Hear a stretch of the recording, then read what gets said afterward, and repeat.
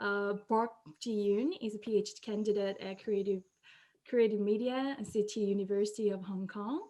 And she's also media artist and experimental filmmaker and interested in exploring ecology, feminism, and like body, a human's body.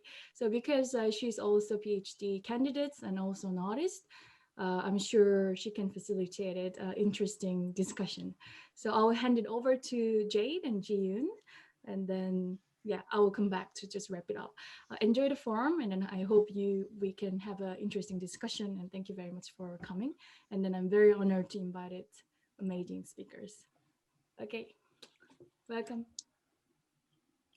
Thank you, Sojong, for the wonderful introduction.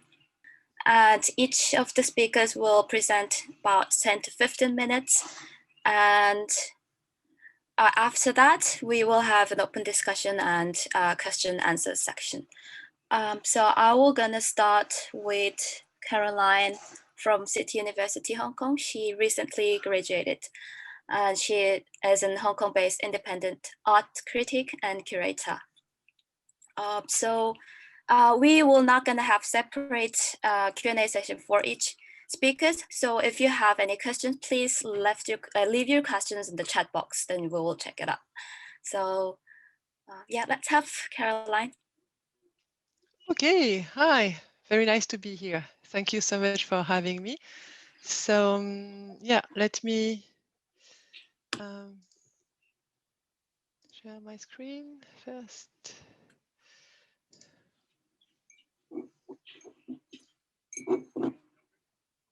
Okay, so yeah, I'm Caroline. As you said, I'm independent researcher and art writer. I know this forum is about practice-based research, but I'm actually going to talk about research-based practices, which are a bit different, although I think we might find some common points through our discussion. Because my focus is indeed research-based art practices in Southeast Asia, and in particular, the artistic production of knowledge. I'm interested in the creative entanglement of academic and artistic research.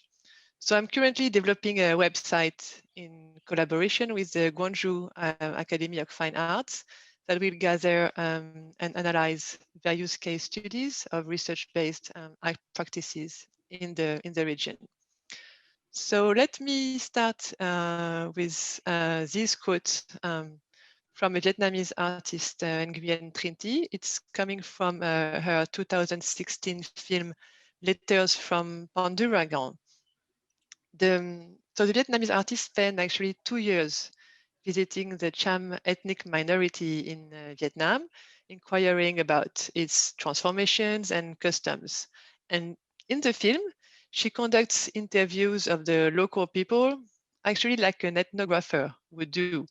But suddenly she asks herself, I'm not a researcher, I'm not an ethnographer, nor a journalist. So why am I doing this? And why indeed would an artist study an ethnic community from her own country with an ethnographic perspective? And more generally, why are more and more artists in Southeast Asia engaged in research processes, borrowing their research tools from the historians or the social scientists? So like T, these artists are engaged in what I call research-based art practices. So they can be broadly defined as artistic practices grounded in a research process that is based on the methodologies of work and on the languages of the historian or the social scientist, the outcome of which is displayed or transformed into an artwork. So in fact, as you know, artists have always used research, and research is often part of their practices. And there are actually many possible interactions between art and research, and many and confusing now different terms to identify them. So recently, I guess because of the current debate about the possible recognition of artistic research within universities, the focus has been put on research into or through art. These are actually the categories distinguished by Christopher Freling, for whom there are 3 types of practices: research into art, research through art, which are fully part of university programs, and research for art. And actually, I would like to deal with the fourth category, which could be research and art, because in my case, the cognitive and expressive dimensions of the artworks are equally important. So, as you know as well, art has always, even if indirectly, been able to generate knowledge. So despite an ancient philosophical debate, I do not question the cognitive dimension of art. But what I am interested in analyzing, though, is the specificity of this cognitive dimension within the framework of research-based art practices. Because what might be new here is the artists claim to borrow academic tools to conduct research, their desire to generate knowledge and to actively participate in the system of knowledge production. And this is especially the case in Southeast Asia, where a specific context pushes the artist to increasingly engage in research practices. So in the region, the trend is quite recent. These practices developed from the late 1990s, following the emergence of contemporary practices in the region, which opened up the field of art and allowed for cross-disciplinary and experimental language to emerge. But in Southeast Asia, why I'm saying that these practices are specific, it's because they respond to specific context, namely a post-colonial framework and authoritative regimes, so mainly non-democratic government, limited freedom of expression, state-controlled and weak education system, scarcity of archives, and so on. So as such, and I think it's quite important, they develop outside the institutional framework. So while they aim at filling gaps in knowledge, they resist and challenge the existing systems of knowledge production, which means that they mainly resist the local systems based often on propaganda or on authoritarian ideologies. For example, against fake biased or hidden historical narratives, the artists use research in order to build counter-narratives and to propose their own vision of history.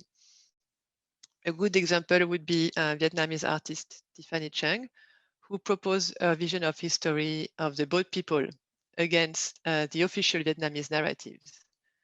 As you may know, in Vietnam, the post-1975 mass exodus is still not officially recognized as part of the country's national narrative. So research is also a way for them to respond to misinformation and state-controlled media by revealing neglected or hidden events and facts. For instance, indigenous minorities threatened by development projects in the case of Nguyen Trinity that I mentioned earlier. But these practices challenge also the hegemonic and dominant academic Western model of knowledge production that has been inherited from the colonial past and which is actually still modeling the systems of knowledge production in most of the countries. And beyond that heritage, what is challenged are the conventional academic framework. For example, the hierarchy of knowledge or the disembodied academic format, a critique that is, for instance, directly addressed by Jack Tan when the artist proposes to sing court cases. So implicitly, these artists engage in research. They call, in fact, for a recognition of an artistic knowledge that would expand the existing academic knowledge. So what is thus important for me it's to highlight the emancipatory dimension of these practices and the role of research as a strategic agent of creativity and liberation. So when it comes to research processes and artistic transformation, the multiplicity of approaches is actually impressive. Some artists, for instance, display their research findings and archival materials, but some are not even referencing their sources. the artwork themselves could also take any form from video to installation. So here I put this image because it's a striking example. It's Tsai Kuning's, I might not pronounce well, but the name of the work is Dapunta Hyang, Transmission of Knowledge. It was made for the Venice Biennale in 2017. It's the skeleton of a ship made only of rattan, strings and wax, and the artist has been using the techniques of Malay people of the 7th century. So actually this vessel embodies more than 20 years of the artist's research on the Malay history. So it's a very striking example of how the artist is transforming his research finding into a very creative, embodied artwork. So let me just maybe wrap up through this example of Tiffany Chang I mentioned earlier. Some of who lived in Hong Kong, maybe you've seen this exhibition. So because Tiffany Chang, so she's a Vietnamese artist, and she might be the artist in the region who claims the most her research engagement. When she defines herself, she always saying, I'm an artist and a researcher.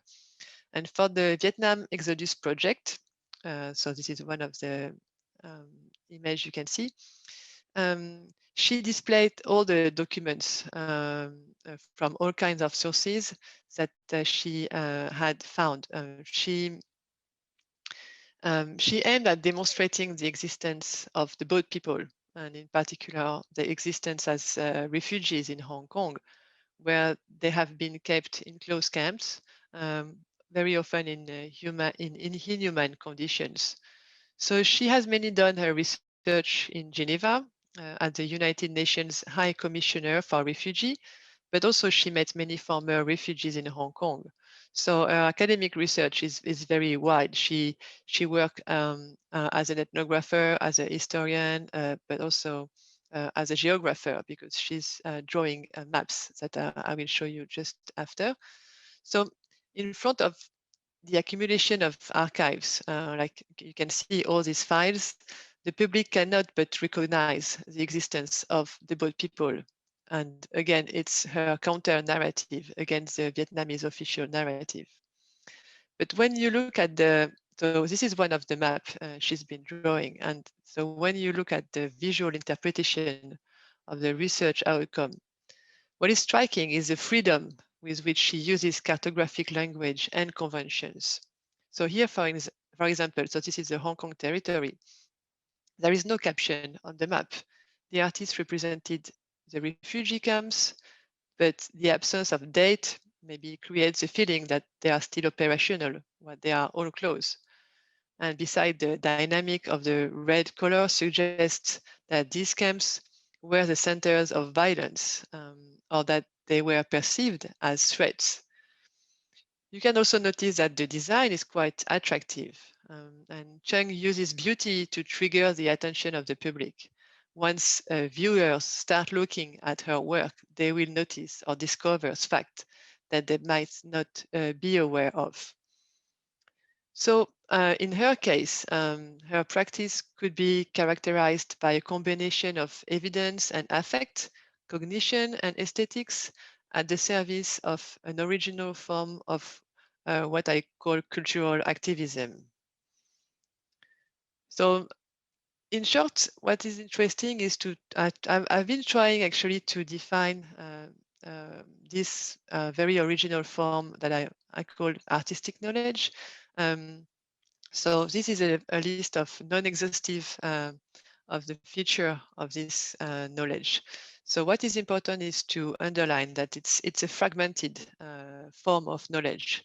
It's non-authoritative. So this is very important because again, it's these artists are trying to work against any form of dogmatic knowledge. So it's independent from the institutions. It's open-ended, so it means that one can interpret this knowledge the way they wish, which can also raise other questions, let alone the issue of relativism. It's partial, it's transdisciplinary, so the artists tend to mix all disciplines. it's mostly empirical. And here on the right, you have an image of Antariksa, who is an Indonesian artist. And so you see all the documents are in UV light. So it's about, again, it's about touching the people first. So they might feel attracted by the artworks, and then the artists are transforming the content of their research findings. So it's very often multisensorial, and it's very demanding as far as viewer is concerned, because probably of this fragmented dimension, the viewer have to be active and they have to complete the part that are missing. And this is also what is very important, because then it means that they are critically producing their own knowledge. So yeah, so it's again, it's a very specific form of knowledge. It's generated in the specific milieu of art, but it's opening a lot of inspirational sources for any other academic fields, and we can see more and more historian, ethnographer collaborating with artists. So I might stop here so we have time to discuss, because I think we all have very different approaches of research best practices or practice-based research, and how we all define this entanglement again about academic and artistic research. So thank you for now, and yeah, let's talk further after that. Thank you, Caroline, for such an inspiring presentation. I have already tons of questions to ask, but let's invite Lukasz now. So Lukasz, he's also completed his PhD in the School of Creative Media, CTU, very recently. And then he has explored the game engines and 3D contents software for designing new real-time CGI-based content and VR environment for art. So, but I would let him to talk more about his research. Yes, thank you. Thank you all for being here. Let me just start by sharing the screen. Can you see it? All good? Perfect. Yes. Okay, great. So again, thanks to Sojung and to Jade for organizing that. It's officially the first conference since I was able to came out of the PhD cave, which is awesome. Okay, so I'd like to present you my view on PBR that was used basically as a supplementary research method in my media / software studies PhD. Just a few words about me, maybe to give you more insight on why my PBR looks like this. So I've been engaged in these academic undertakings for almost a decade, but mostly like a typical theory researcher interested in visual media aesthetics, which eventually progressed into software studies. As for practice, I'll develop this thread a bit more in subsequent slides. But so I began my creative practice around 3-4 years ago, and it all happened at SCM. And before starting my PhD, I also worked beyond academia as a technology blogger, journalist, and also as a strategic foresight consultant, also in the media and computational technologies. So as a consequence, I've been producing various articles and books, which would mostly stay in the realm of theory, like media studies, software studies, and it mostly originated from theoretical inquiry plus some case studies on specific software-based phenomena or digital culture. And as I said, practice began like 3-4 years ago, and actually the first artwork that I was involved and was a co-authored thing, which one and only Eugenia, which is here, and another colleague who left for Europe at this point, I guess. And then just actually 1 year after, I designed my first solo artwork as a result of my first tinkering with general purpose game engines. And then as for my in my PhD thesis, I ended up designing 2 artworks, which I'd like to concentrate on in the following slides. So that's the title of my PhD. It's virtual cameras and general purpose game engines on hybrid and programmable aesthetics of 3D real-time environments. And in plain language, it means that it's a PhD research on camera-related representational models and aesthetics and aesthetic conventions for spatial CGI-based real-time environments, which are designed in media software ecology centered on general-purpose game engines such as Unity 3D or Unreal. And as for case studies, I've been concentrating mainly on Unity 3D itself and on its media ecology and on experimental cinematic content that was produced with this engine. And actually, in the first years of my PhD, I would levitate around media studies, software studies, interface criticism, platform studies, and have heavily around computer graphics, so more technical literature as well. But then after those first 2-3 years, I realized that if I were to avoid generalizations, misconceptions, simplistic metaphors in drawing conclusions regarding software anchored phenomena, maybe I should conduct my research by combining technology oriented and humanities informed approaches, which are given by those few perspectives like media studies, software studies, and others. But maybe I should also find like a research perspective that would allow me for a more granular and close analysis of concrete software and hardware systems. And this is actually how practice-based component of my PhD came into being. And that was basically anchored in the synthetic cameraman project, which has a few goals, but for the sake of our presentation, I'll just focus on 2, which are really PBR related. So the first goal was to test the creative boundaries of designing different representational techniques for a single real-time environment designed within Unity software media ecology. So in other words, I wanted to test out how one can create a virtually unlimited number of cinematographies, like visual styles, based on manipulation of Unity's camera-related settings, toolkits, and third-party extensions to offer different ways of representing the same virtual environment.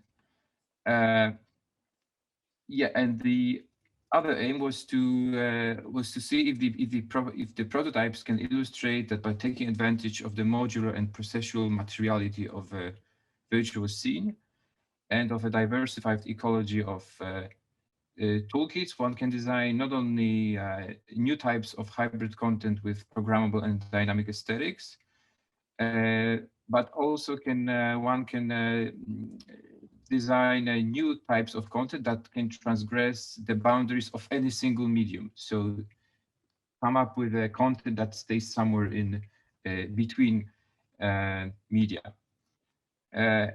So in a nutshell, that meant to be an exploratory creative practice that would be aligned with my main research questions. Very briefly on the project itself. So at the conceptual level, it meant to be an unpredictable, dynamic environment. At the aesthetic level, now it's not practice-based research, but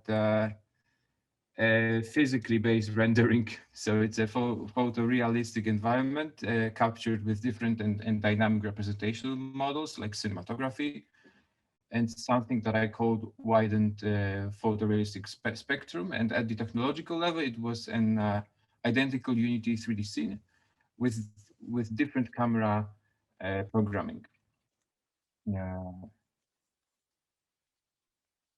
So the cinematic synthetic cameraman draws from remediated photorealism, but thanks to the affordances of Unity 3D and programmable real-time graphics, the artwork produces hybrid aesthetics that goes beyond any typical representational spectrum or convention, while still retaining the general representational function of virtual cameras, and it produces a non-interactive procedural camera-based visual representation of the scene that dynamically goes beyond the typical photorealistic spectrum, producing hyper-mediated image feed.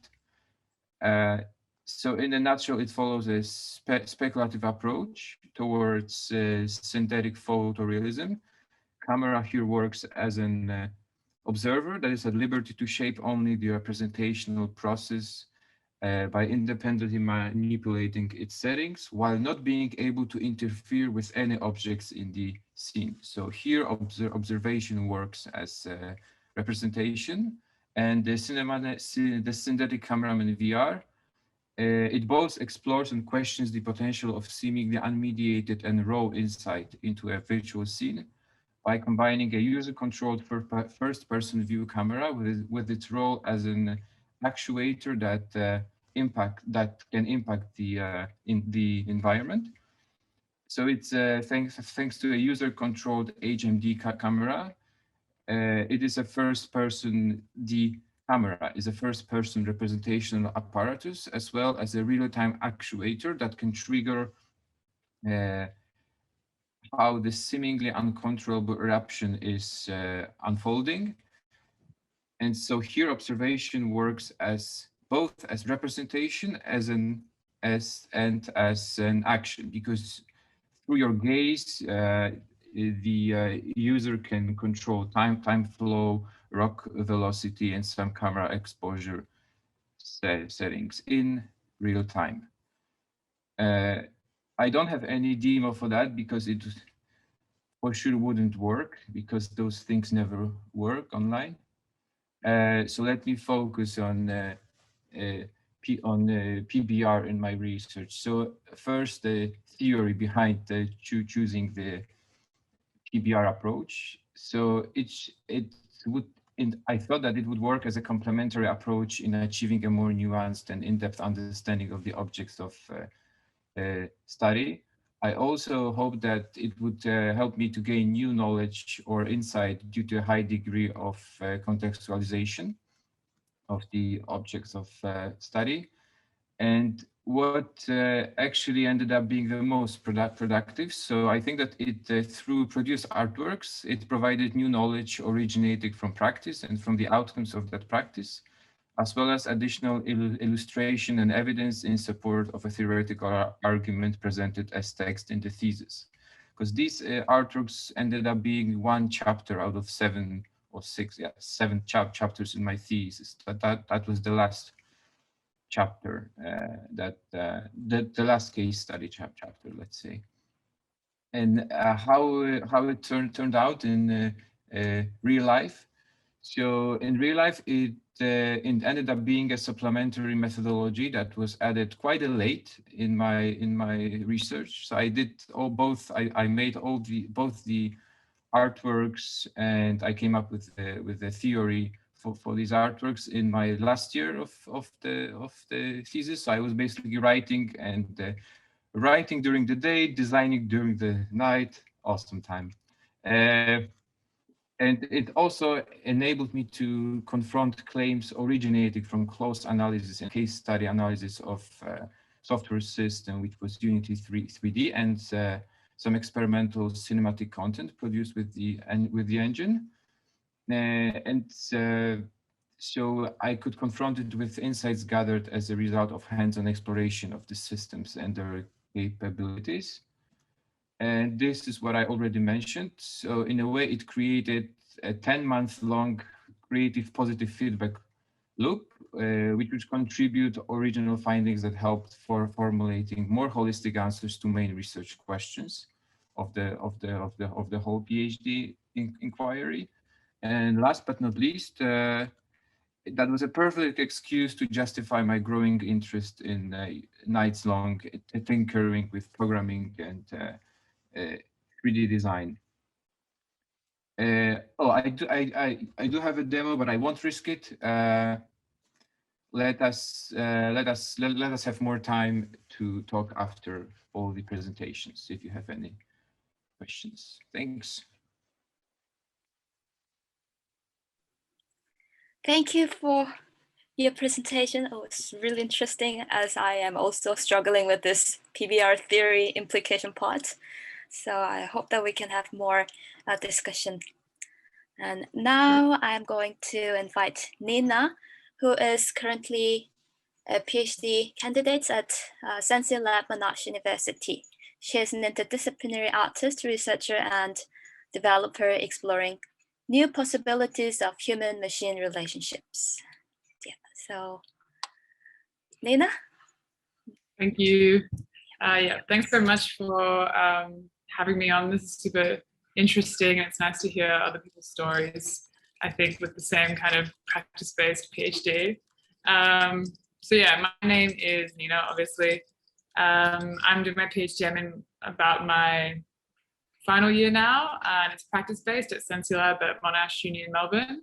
And so today I'm just going to go through my personal experience with practice-based research and using one of my projects, Mirror Ritual, as a kind of case study to talk about the ideas more generally.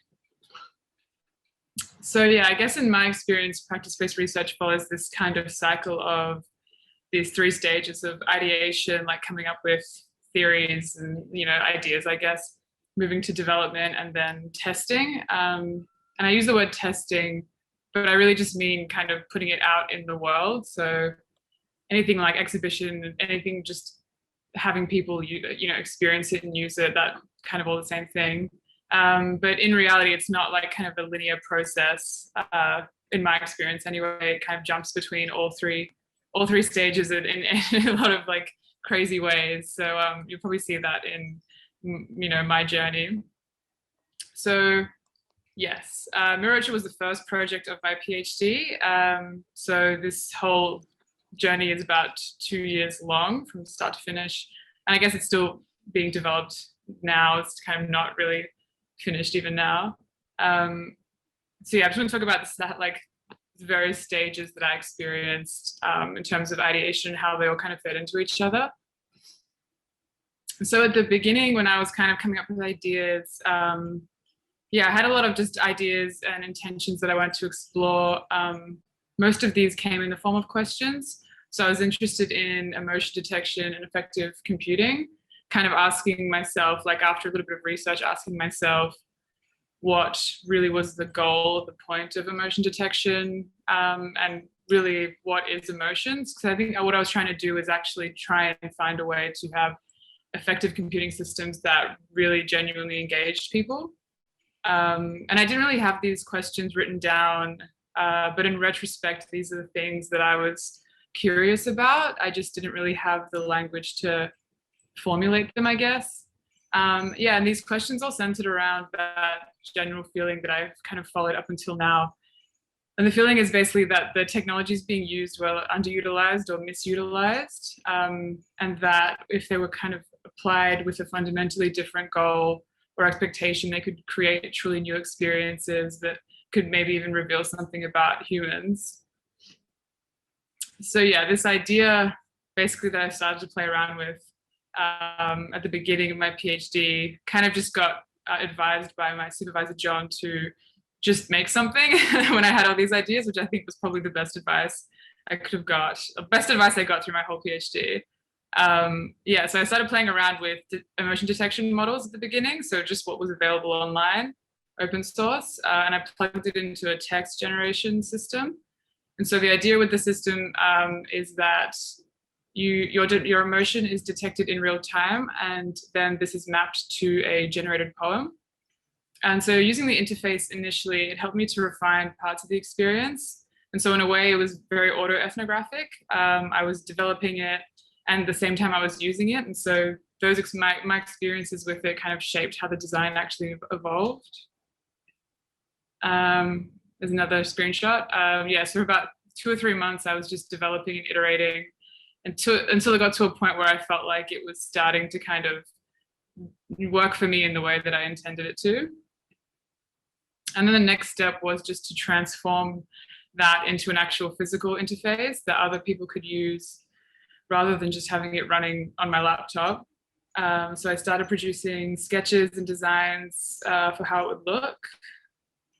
And so, yeah, the similar thing, the idea was to create a kind of like a smart mirror that perceived your emotions in real time, and in response, it delivered a poem that appeared on the mirror surface.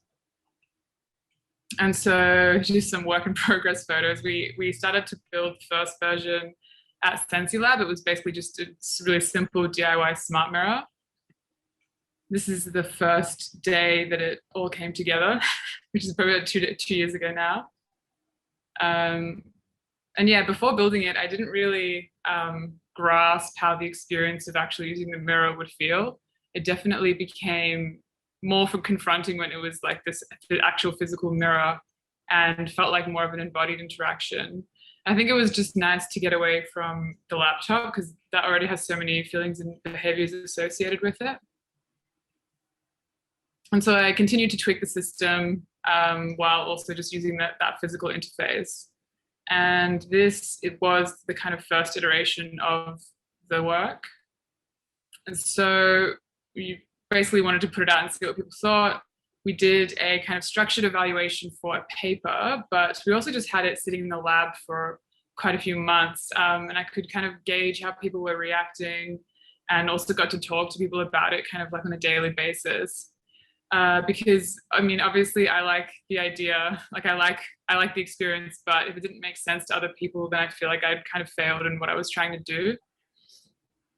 And of course I had some preconceived ideas of how people would use the mirror, but that experience of kind of testing it, or I guess putting it out in the world, it kind of surprised me. Maybe it was because the first time I'm really doing that whole process, but just like hearing how other people were reacting to it.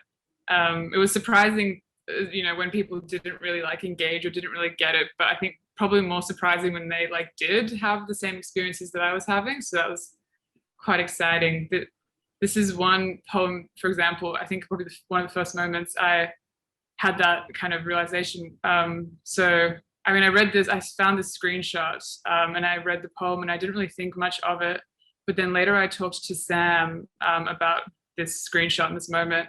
And he explained that he was waiting for a poem to appear, and he interpreted this poem as the mirror kind of speaking to him, like he is waiting for the mirror to wake him up. And he felt kind of like the experience was like really strangely coincidental.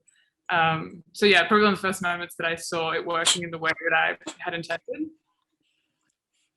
And so yeah, just hearing the way people would interpret the poetry, and how these interpretations could actually shift their perspectives on things in their life was super interesting. But also in the ways they would talk about the mirror. So like a lot of people were anthropomorphizing it, reading into more than just the poetry. They almost seemed to develop like a mental model of how the mirror was working behind the scenes. And by this, I mean, I guess what I realized was that people were developing a relationship with the mirror, like how I saw it was that their kind of perceptions and interpretations of the experience are actually what brought the work to life. So after this whole kind of testing process, the insights we gained kind of continued to inform both the design of the physical mirror, but also just like the underlying theory behind it. So as I tried to understand these experiences people were having, I kind of broadened my perspectives theoretically. So beyond just affect, emotion, and interfaces, I realized that this was more about our relationships with technology, specifically relationships with these like intelligent AI systems, and particularly how these relationships actually shape who we are and how we construct and maintain our identity through these relationships. And I guess in the end, I realized I wasn't just designing an interface, I was effectively designing these relationships that shape us. So this is iteration 2 of the physical design. We made it round, kind of just to get away from that smart mirror aesthetic that it had earlier.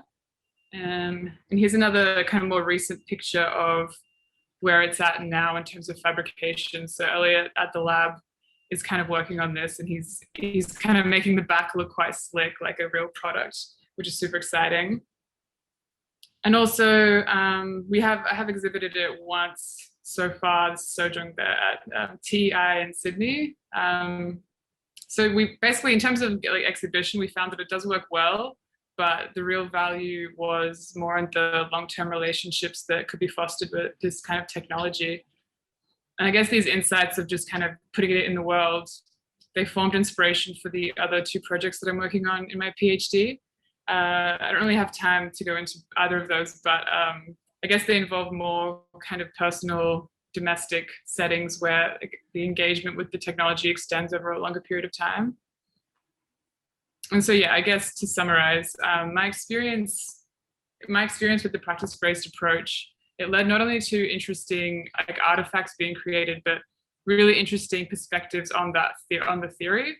And the artifact, the mirror, when I finally put it out in the world, that I feel like that kind of iterative process is what led the theory down the path that it went.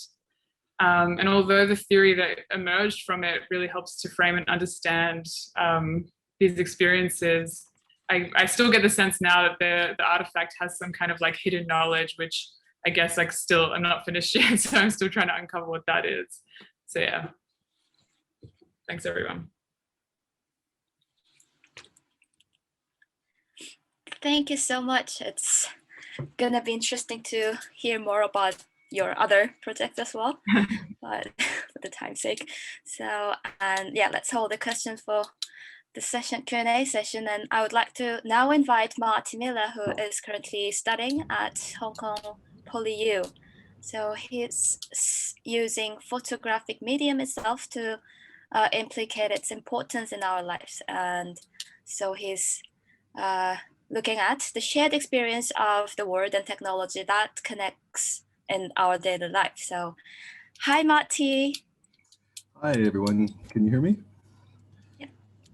Great. Well, yeah, my name is Marty, and my presentation is, or my project is called Finding the Found through Reflective Artifacts and Practices. And essentially here, the question that kind of underscores this so far has been which ontological attributes of found photos are relevant to contemporary photographic imaging practices. And I really came to this topic because, you know, I'm a practitioner first, coming from a visual culture background, but still I've been making artwork and interventions using found photos for a number of years.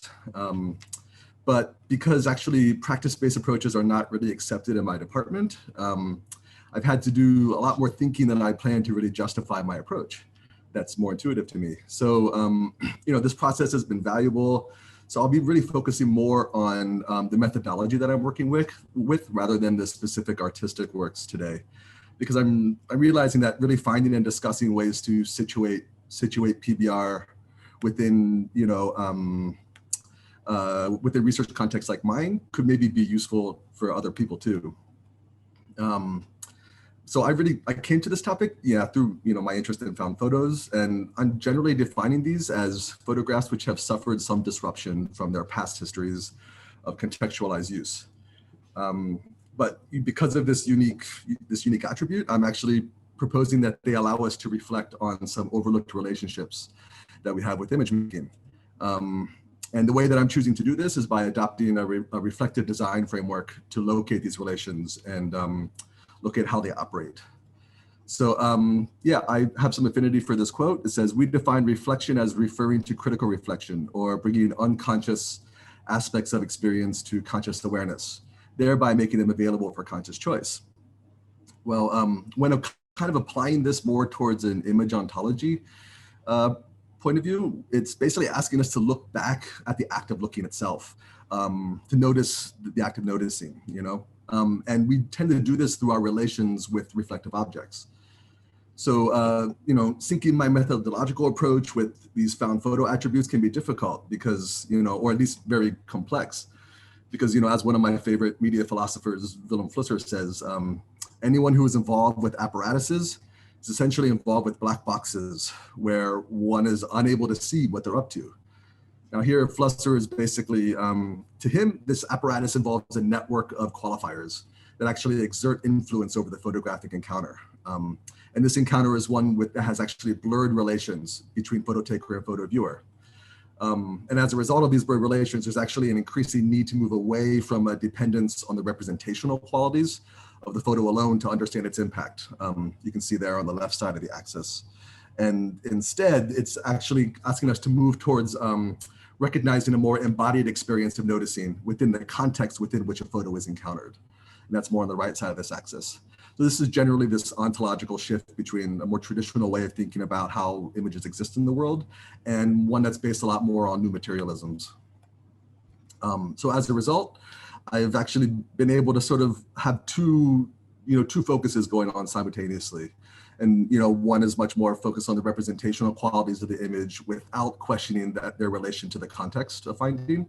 And then the other is much more contextually contingent. Because, you know, as this quote says, reflection is not a purely cognitive activity, but is really folded into all of our ways of seeing and experiencing the world. So when we look at this photo here, this is actually the first one I found when I moved to Hong Kong. We can be aware of the machine. We probably recognize that. We probably also recognize the context that this machine is in. But we can also be aware that this is a photo of a photo on a machine in a context. So therefore we have to start asking about, you know, what do you think my intention was when I took it? About, you know, how does that express through compositional techniques, or does it sync at all with the intentions that we project onto the people who took this photo? I mean, the photo in the photo, I mean, the people on the iPad. And it gets even more complex here when, you know, that same day I look a couple tables to the right and I find this photo. And actually the kind of unintentional way that this photo was taken actually stands in contrast to the previous one, obviously. But really this led me to begin thinking about our relationships with photos more comprehensively, and to really, which could include influence of over our intentions or our gestures and our attention as well. For as Flusser says here again, to be in the photographic universe is to experience, to know, and to evaluate the world itself as a function of photographs. So this really gives a hint into this kind of constructivist underpinnings of the methodology which I've come up with, which I hope can reflect on the potential, you know, ontological and epistemological relationships that are implied in Flusser's quote. And found photos, I hope in particular, offer themselves as some worthy reflective artifacts to note how these relationships function. So that's really where my research takes off from. And I feel that found photos can enable this reflection because, well, you can't really talk about a found photo without it also implying the act of being noticed. And that is, you know, contextually contingent, but also to some degree radically subjective. One person's piece of trash on the street is another person's found photo, which they choose to pick up and treasure, for example, or to work with artistically. And because they've kind of been separated from their past uses, their past histories, they actually, they make it easier for us to really project a lot of different narratives onto them or to use them in different ways. And then when doing that, we have to ask ourselves about the intentional quality of their display. You know, to what degree is their display in our encounter with them in, you know, just by chance or accidental, or was it pre-planned, or in design world, they say scripted to some degree. For me, this allows a certain methodological approach which sees technology as actually being able to enable these questions to happen through understanding our relationships with images. But it also means that I can't just stay on the found photo alone. I actually have to ask more about the more phenomenal or the experiential qualities of this. And then the aims of this are actually to induce reflections on the relations which occur via those two initial focuses I had. But really they allow me to move beyond the artifact and to get data about both the subjective experience of noticing, but also a more interpretive analysis, a more hermeneutic approach to the mediated experience of noticing. Because my goal here is really to actually identify some relations through both personal and shared reflectivities on the encounter between humans and the world that occur in daily life through photographs, but applying those to certain attributes of found photos, which I'm hoping to identify. And when really tackling this, when trying to come up with a methodology that I could, pitch to my department, I basically kind of had to mash together or draw from two different methodologies. And one is, they're quite eerily similar here, but one is a practice as research approach and one is a participatory action research. And maybe you guys are familiar with both. I had heard of the latter, but not the former. But anyway, basically practice as research, it basically starts, it's quite similar to practice led. It starts from the tacit, the embodied knowledge of the practitioner. And then it attempts through, to provide a chance for critical reflection on the practitioner's part about what works in their methods, what doesn't work, and then how is that contextually contingent. But then also it really attempts to then apply this towards some conceptual framework, some cognitive propositional knowledge that can reveal these connections through writing and then maybe through, informing procedure. Whereas participatory action research basically, has a lot more intentional change as its focus and working through co-design or participatory design, or essentially trying to work with a specific group of people to enact some change in the practice itself. But then of course, this needs to have a lot more of a self-reflexive bias for the researcher about how they're affecting the power dynamics within this situation. How are they perceived, for example. And I really feel that the participatory action research here, this actually is impactful by showing that knowledge is co-created with locally or societally situated ethical implications. Whereas the practice as research approach is impactful by showing that knowledge creation is really still embedded within something that's tacit and procedural and something that we know but we can't say initially. And I feel that they really inform each other by showing that it actually allows for what's called a post-phenomenological approach, which basically it uses some phenomenological frameworks, but it applies these less to the purely cognitive and then more towards the human's confrontation with the world, which involves a processual knowledge, but then also includes multiple perspectives, comparing your experience with other people's, comparing your practice with, or the outcomes of your practice with other people's, and so on. But to apply it to my research, I really kind of I need to get people to reflect on this. And I need to reflect on it myself. So I synthesized a few different reflective frameworks here and basically came up with something where I'm still starting from personal experience, my own practice, and then descriptions on that and justifications for that. But then also, providing opportunities to compare that experience with other people's experiences, other practitioners' experiences who work with similar media in similar ways. And then to reflect on assumptions about our practices through that. And then actually to try to connect to some, again, ethics involved in design scripts, you could say, which is the kind of behavior we hope that people have, or the kind of experiences we hope that people have with what we create. And then relate that to a wider techno-social context, which in the case of image ontology is quite a an established field. So and then last, when it comes to writing about this, reflecting on the efficacy of reflection itself is actually where this can inform a conceptual framework in a not a culmination, but an integral component to this iterative process. But to really bring it down to earth here, I divided into practice, participation, and discussion components for how I went about this. And I started by identifying context of finding. It's what I do every time I move to a new country. I tend to see how these things operate. So I identified these 4 contexts, and the first was on a street. It seems to be very, just happening by chance. The second was actually a street market where I bought broken cameras, which sometimes have film or SD cards in them. And then the third here is, I like this one. And then the third here is actually a shop that I'm sure you're all familiar with. And, it makes us ask questions regarding the role of technology in facilitating our gestures, our intention. And then what are the power relations involved in that? How much agency do we have to take a photo or not take a photo? And then the fourth one here is actually an online context. And this one's a little bit interesting because it shows that value is actually questioned through a juxtaposition of how we perceive intentions to encounter media. This one, for example, shows that a found photo is being sold as a found photo. It's already been found. It costs $20. It's of Hong Kong in the 60s. Here you go. But then on the same website, here's another photo that's being used to actually show that this camera still works. So here its value comes not through, it informs the value of another artifact, but it doesn't hold the value in itself as a found photo.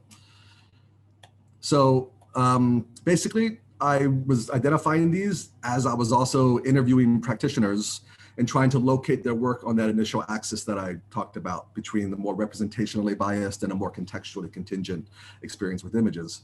And so I've interviewed practitioners in Hong Kong and tried to generally place them on that axis.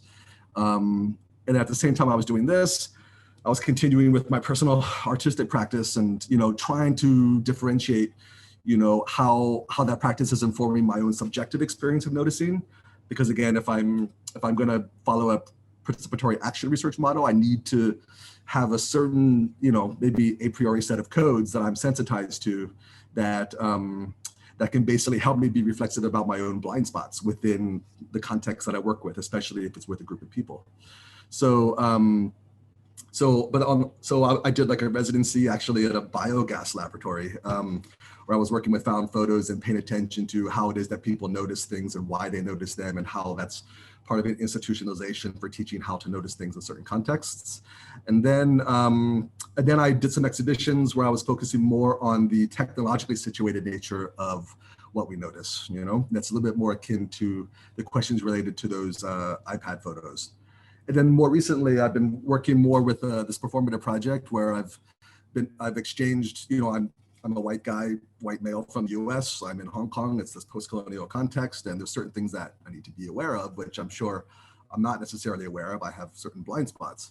So I've exchanged roles with a local commercial photographer and videographer who's basically taken my role at the events where I exhibit and just pretends to be me. And we tried to understand each other's practices because they're so different. And through our conversations, I'm able to reflect on what are certain key points that I've been overlooking that I should be sensitive to when I engaged with a Hong Kong audience. Because really then after interviewing these practitioners, I went and did a focus group with them and a workshop with them. And I was really trying to integrate here the practice as research and participatory action research sensitivities by giving them tasks which, had processual knowledge as an outcome, but then also discussion elements where people could, compare opinions and, but also, especially in the workshop, that's where I really started to apply this sort of self-reflexivity about, how do I gauge, how my own opinions here, are potentially impacting the outcome. Because really the aim is to both establish the moment of an encounter with photo, but then also the collaborative potential as points for reflection here. Sorry, I think I'm a little bit long on time. I'm almost done, I'll speed up. So basically here in the workshop, I brought my work back into it by creating, I'm making a photo book here of, making a longer term found photo project in Hong Kong. But I basically, included those 4 contexts as a found experience flashcard set, which I used to, negotiate discussions based upon the kind of feedback that people gave, whether it was embodied or related to process or and so on. And then the discussion through that, I basically realized that I need to be paying more attention to actually kind of a middle ground between these 2 focuses. And this involves sort of a noticer noticing a photo within a cultural context, but then also a noticer, you know, within their own bodily context, noticing a photo. So as a result, I guess my next steps are, I'm going to be diving back into the data here and reviewing relational attributes, and then getting some expert reviews, and then hopefully this year developing some interaction kits based upon certain sensitivities that come out through the data, you know, maybe about temporal disruption or about inducing collaboration, you know, for example, still relying on these basic streams about how knowledge can be codified through the participatory action and the practice as research approaches. And then I hope to do some final interviews with the practitioners after they use the kits, where I can have together where we can reflect on the efficacy of reflection itself to learn about our practices. These are some of the sources. They're quite method heavy, but I've gotten lots of use out of them. This is my email address, my website, and my IG. So yeah, that's what I have, guys. Really looking forward to talking about stuff. Thanks. Thank you so much. I'm really happy to see all these 4 different case studies from very diverse field. So is there anyone who would like to kickstart the Q&A session?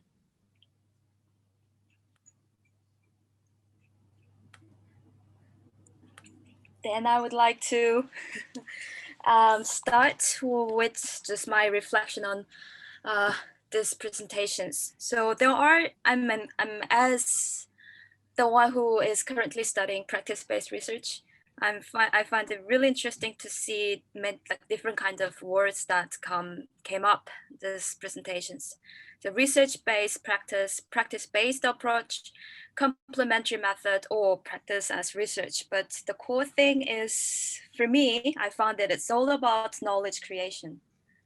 So I would like to ask Caroline first, because you're the only one who is kind of seeing the works from the outside view as a researcher or like art critique.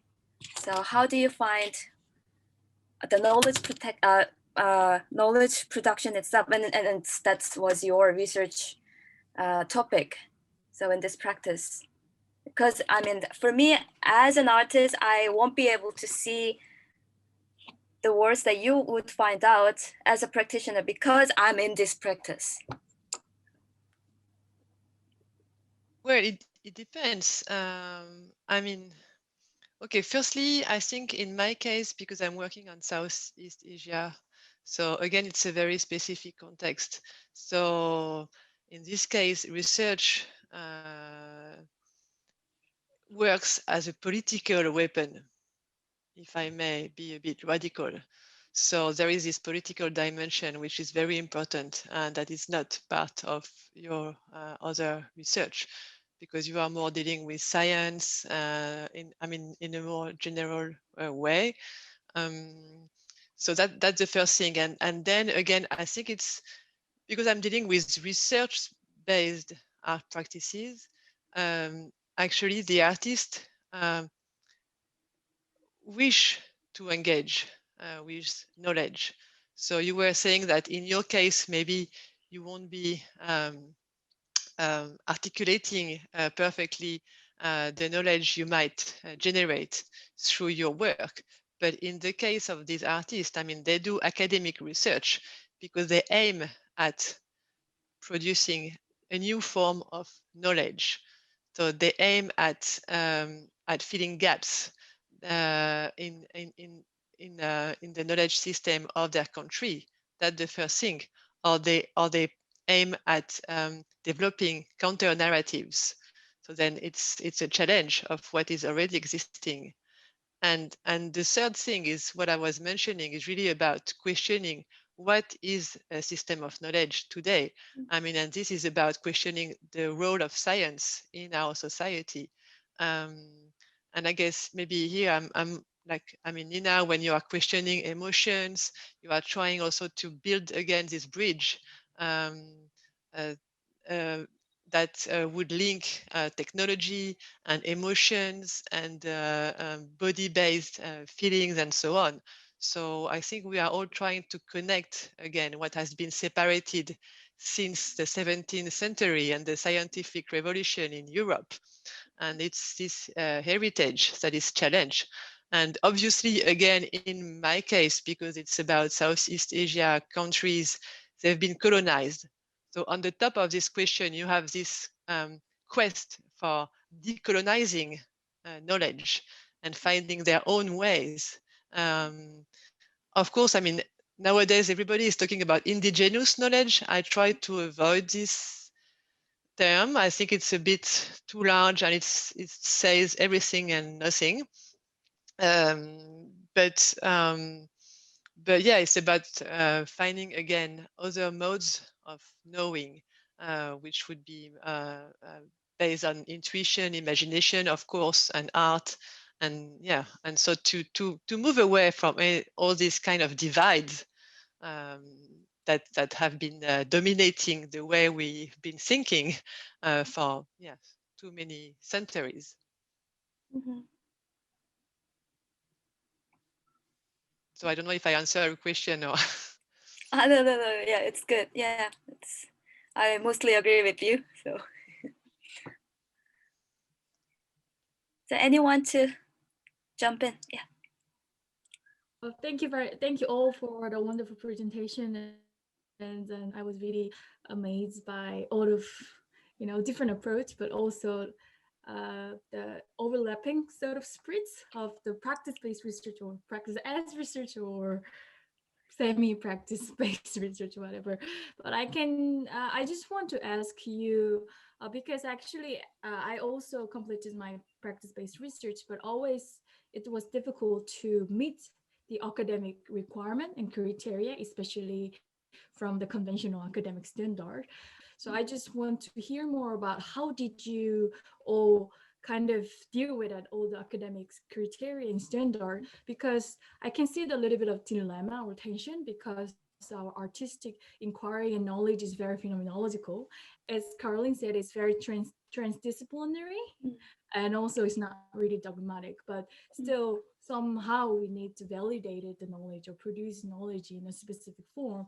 So I'm quite also very curious how Caroline's, because you're also more independent researchers, so how do you produce your knowledge? How do you do your research in your own way? And also other speakers, I'm quite curious, how did you deal with that, those kind of tensions and conflicts, or sort of different ways of approach, and also which sort of disciplines, or for instance, which journal papers or which conference paper do you usually publish or produce? Well, I think as far as the artists I'm working with, I mean, again, they are working outside the institution. This is the only way to be independent if you really want to challenge this form of academic knowledge. So they are working as artists. They don't work within university. They don't plan to have a PhD or things like that. So I think, yes, that's the main difference, because as soon as you try to meet the requirement, as you were saying, then somehow, I mean, you accept a framework, and that's it. I mean, so it's just different.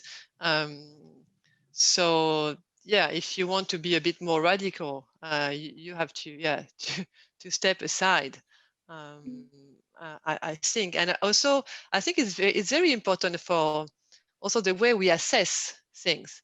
I think when I mean, as an art critic, when I work, I've been asking myself a lot of time, like, okay, how do I approach these artworks? How can I judge? Like, how can I assess their research?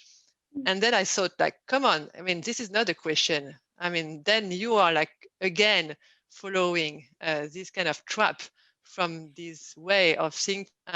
So let's just first not use the term judgment or assessment. And when it comes to art, there is no justification. There is no requirement. So this is why it's a very political way to engage with all kind of system of knowledge, because I mean the artists they can divert the academic tools. they are free to use to use them the way they wish.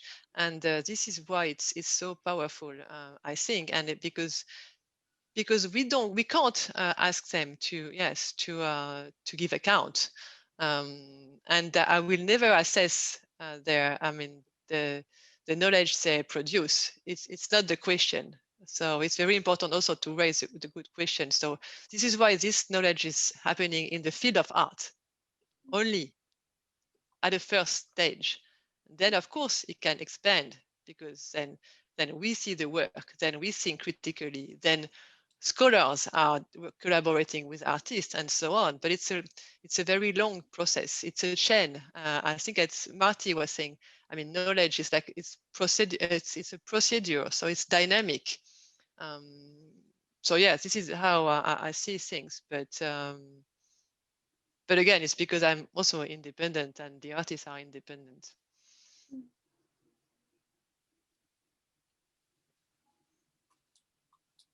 I guess in my experience, I think that's a great answer, and that definitely aspired to it. But yeah, just starting a PhD, I feel like the way I approached that, I mean, maybe it's because I have a more traditional science background. I studied physics and did a master's in that. So I was more used to that, traditionally trained in that kind of way of communicating. And just, you have to make some kind of contribution research wise. So maybe I find that easier, but I kind of just see it as like the art is kind of, the artwork I'm creating and the experiences I'm trying to create kind of come first. That's what I'm really trying to do. But then when just packaging what you have into and it requires a bit of work. You have to kind of go back in the old papers and the proceedings and see how other people are kind of fitting it into the research. But yeah, it's like what I'm doing stands alone, but in terms of the research, I'm just trying to fit it into other conversations. And so that's HCI, but also, I'm now looking at more humanities-based publications and conferences, and just trying to but I think that's interesting. I think it's interesting to see how it's like I'm trying to bring the disciplines together, but then also what I'm creating actually can help these individual disciplines. So far it hasn't been too troubling, but I'm not sure about the future. Yeah, I guess what you just said about, yeah, I mean, maybe it's not relevant, but what you just said about the future, I was wondering I'm not a designer. I don't come from a design background necessarily, but designers are always talking about future scenarios, future design scenarios, things like that. And I wonder if we can find angles on the theoretical side of the media that we choose to work with in our practice, where we can project about potential future uses, potential applications, potential interactions, and then how, if we historicize it kind of along the trajectory about how our media is being used, that we can project relevance and then say, hey, well, all these relationships, all these situations, scenarios that I've kind of, did research on could be potentially relevant for people later on in the field. I wonder if that's one way that we could sort of, find an angle. Yeah, I think it's definitely tricky. You have to do a lot more, it seems. You have to be on top of a lot more, even just doing interdisciplinary work, just trying to read a bunch of philosophy papers to it's crazy the amount of different theories that I have to just read and and it's I never knew about them. I have no basis in it, so it's a difficult process. I think it almost seems like I'm doing more theory somehow than if I just did a theory PhD. I don't know if that's true, but yeah, it's a lot more work. But I think it's possible. Even though I'm struggling to find another conference now to publish it, but we'll see. Yeah, I'd like to contribute to that actually, because in my case it was kind of similar. I mean, my question halfway through my PhD was whether I invest another 500 hours into reading another 50 books on media aesthetics, or I do this a leap of faith and I try to do something else with different creative canvas in a way that may lead me to new insights and to new answers. And this is how I started my 3D design programming thread. And looking at it from today's perspective, it was really tiring, but it's totally paid off. I mean, my work, like looking at it now, it's way better. It's more holistic and more grounded into what's actually happening in the systems that I'm studying, not on some metaphors or like generalizations or wishful classic humanities wishful thinking about how the world looks like. Yeah. Yeah, But absolutely. yeah, maybe it's a bit like personal question, but you really recently, just a month ago, finished your PhD. So Yeah. now you have some time, and now looking back, what would you do differently? That's a good one. In an ideal world, I would start my PhD 2 years after I actually started it, because now it's a 4-year program, so I would have a bit more time. But on a serious note, I think I'd started this practice-based thread a bit earlier, so maybe like 6 months earlier, because I only ended up dividing my case studies into more like external case studies that others did, and my artworks, because of the time constraints. I knew that I wouldn't be able to generate enough material to fulfill all the research questions with my works. So I ended up doing this half. But had I had more time, or had I started this practice-based thing a bit sooner, then maybe I would be able to drop, maybe not completely drop all those external case studies, but more use them as a contextual material, and put my own work more onto the main stage. But I'm happy anyways, with protests, COVID, world burning. The fact that I finished is already a good thing, I guess. Yeah, thank you for your answer. Congrats again, and it's good, giving me a great amount of insight. And now we on the chat have some questions to Caroline, actually. So Jen is asking, how do you think the artistic knowledge can connect better with the conventional academic knowledge, or should it even attempt to communicate the findings more effectively to other disciplines? And another one is, was your study some conscious choice to choose independent artists? Would your research be drastically different if the artists were also holding positions in academia, or did a PhD as an artist from like PhD practice-based research? Well, I think, I mean, the common thing for these two questions is that, again, I mean, I'm dealing with Southeast Asian country where, I mean, the universities are still mainly controlled by the state. So actually, there are no real free scholars. It's very hard to publish books or even do PhDs, maybe the way you think in these countries. So that's the first thing. So I did not choose, I mean, the artists who work independently, just that they are independent, and this is what they try to do. They try to to activate others' narratives, others' mode of thinking critically. But I think, I mean, the first question is very interesting. It's probably, I mean, this is very important if you want to open up the modes of thinking. But if you remain within a very small circle of art, obviously it won't be very efficient. So, but I think it's a question for all artists and how you communicate, but I mean, I believe in art. This is why I'm doing this this job. So I think it's like little by little, you can really activate new modes of knowledge, just raise the awareness of people about things. Obviously, it's also about collaborations. I mean, even in Southeast Asia, I mean, some artists are collaborating with ethnographers and historians and so on. So this is, I think, a very strong link that can help make things move on, and so about this bridge with the conventional academic knowledge. But it's a convergence, I guess. I mean, the academic knowledge is changing. The fact that they are accepting PhDs in art now, and so I mean, every party are moving. So it's yeah, it's a mutual transformation, I hope. But just as far as the other question is concerned, I think, I mean, you have the case of artists also challenging the system of knowledge outside, of course, Southeast Asia. I was just thinking of Taryn Simon. She's an American artist.